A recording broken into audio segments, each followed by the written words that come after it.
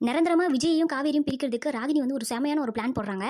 காவேரி அவங்க வீட்ல இருக்கவங்க எல்லாருமே வந்து வீட்ட விட்டு காலி பண்றத வந்துட்டு இவங்க விஜய் கிட்ட போய் சொல்றாரு. அதுவும் எந்த விதத்துல அப்படின்னா, காவேரி வெறுக்கிற மாரி அளவுக்கு வந்துட்டு நீங்க எவ்வளோ பாசம் காட்டுனீங்க.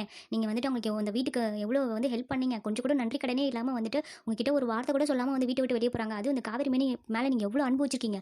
அந்த பொண்ணு பத்தியா ஒரே நேரத்துல தூக்கி போட்டுருச்சு அப்படி இப்படின்னு சொன்னோனே செம கோவம் வருது விஜய்க்கு. ஓங்கி ஒரு அரஞ்சனா பிச்சிரும் உன்னை. என் காவேரி பத்தி என்கிட்ட தப்பா பேசாத அப்படின்னு சொல்லிட்டு விஜய் சொன்ன உடனே செம ஷாக் ஆயிடுது ராகினிக்கு.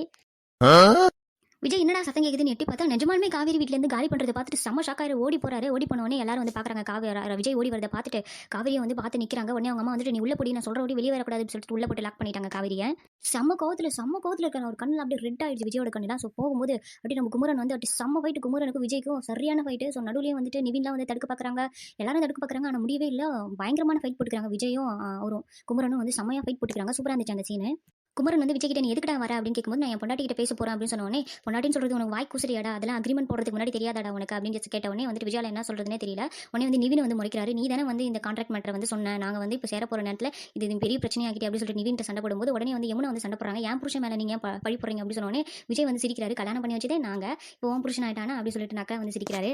காவேரி வந்து அழுதுட்டே அப்படியே வெளியே வந்துடுறாங்க. ஸோ வந்துட்டு விஜய் என்ன சொல்றாரு அப்படின்னா, காவேரி உனக்கு எனக்கு என்ன இருக்கு, நான் யாருன்னு உனக்கு உங்களுக்கு புரிய வை அப்படின்னு வந்து சொல்றாரு. ஆனால் காவேரியால எதுவுமே பேச முடியல.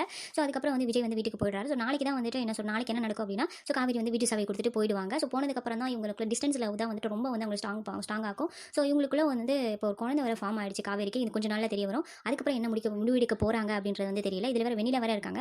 வெண்ணிலா வந்துட்டு நினைவு தெரிஞ்சதுக்கப்புறம் விஜய் விட்டு கொடுப்பாங்களா அப்படின்றதும் தெரியல. ஸோ கொஞ்ச நேரம் இப்போ வந்துட்டு இந்த கதையை இந்த சீரியலோட கதையை வந்துட்டு விஜயும் காவேரி சேர்த்து வைக்கிறது தான். ஸோ எப்போ சேர்த்து வைக்கிறாங்களோ அப்போ வந்து இந்த சீரியல் முடிஞ்சு போயிடும். ஸோ நிறைய பேருக்கு வந்து இந்த ஜோடி வந்து ரொம்ப பிடிச்சிருக்கு. உங்களுக்கு பிடிக்குமா அப்படின்றத கமெண்ட்ல சொல்லுங்க.